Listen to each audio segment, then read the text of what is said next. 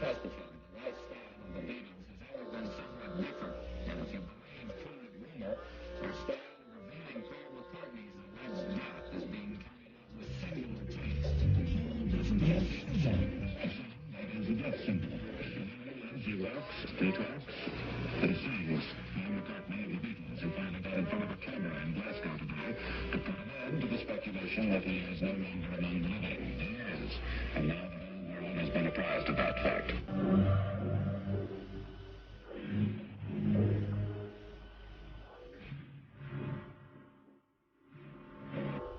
Is Paul McCartney alive or dead? Yesterday, all my troubles seem so far away. Now it looks as though they're here to stay. Oh, I believe in yesterday. James Paul McCartney was born on the 18th of June, 1942, in Liverpool. Now, at the age of 27, he is either a millionaire Beatle with a beautiful wife, or he's dead, and has been for about 2 years. According to the rumours, he is supposed to have died in a car crash in 1966. The controversy surrounding Paul McCartney was recently the subject of an hour-long report on radio. 5AD's Martin Smith presents the evidence. Started in Detroit. A group of university students were playing tapes backwards and forwards, different speeds. They gave their evidence to a disc jockey in Detroit. His name was Russ Gibb, and together, collectively, they thought Paul McCartney had died. I understand they still do. So people throughout the world then started to think, well, what has happened? The Beatles have made no live appearances for 3 years.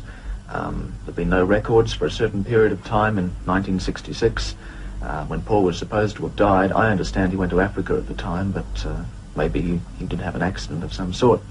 Anyway, the first record that came out after the lull of activity from Apple Records was Strawberry Fields Forever, which I understand Strawberry Fields is a graveyard on a hillside in Liverpool. Other people have told me it's an orphanage down the road from where John Lennon lived, but I think we're both right. I think if they check up as well, Strawberry Fields is definitely a cemetery overlooking Liverpool.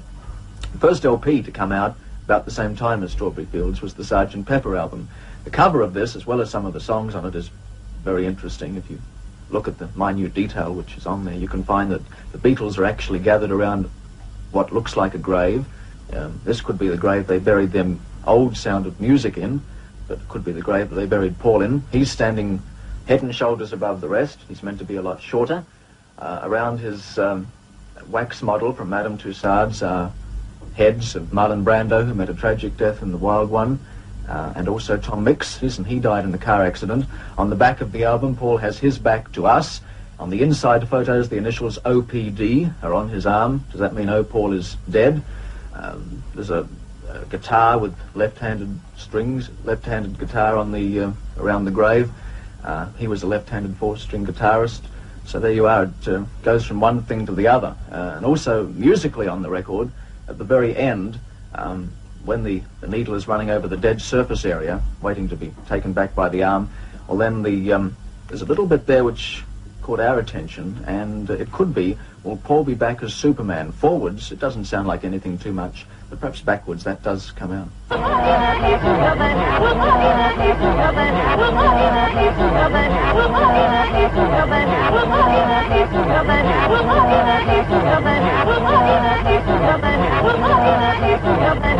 There are certain things on the Magical Mystery Tour album as well, visually and music-wise, which proved interesting. For instance, you can look at some of the photos. We're just mentioning Superman. There's a photo in there of Paul as Superman, with Superman at the driving wheel. Paul thought he was the driver. There's also a couple of shots of Paul without his shoes on, which is the mark of a corpse in Italy. His shoes are to the side of him. And the last album, which has been released here in Australia, the Abbey Road album, probably musically we haven't been able to find too much yet. People have read certain things into certain tracks so far. But certainly the cover is rather fascinating. You have the four Beatles walking across Abbey Road, which is where the EMI recording studios are in London, where they record. John Lennon is dressed as a religious figure. Following him is Ringo. He's dressed as an undertaker. Then you've got McCartney. He's out of step and barefoot and dressed in a normal suit, the mark of the corpse again. And then follows up George Harrison's a kind of hippie gravedigger dressed in jeans. Whether this has any significance, I don't know. My theory is, for what it's worth, that Paul was close to dying at some stage, and now, when it's all over and he is better, they, and especially John Lennon, who is known to have this cynical mind, can look back on it and make one big joke out of it. I told you about the walrus and me, man. You know that we're as close as can be, man. Well, here's another clue for you all. The walrus was Paul.